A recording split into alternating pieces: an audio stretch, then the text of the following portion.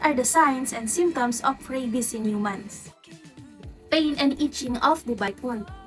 Basically, based daw sa research, 86% na nagka-rabies ay nangate at sobrang masakit yung mismong pinagkakagatan, mismong wound daw nila.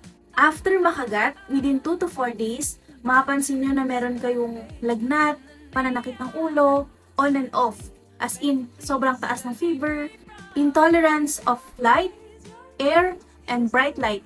Kapag ayaw nyo ng sobrang liwanag, kapag naman merong hangin, ayaw nyo din. Times na sobrang active mo.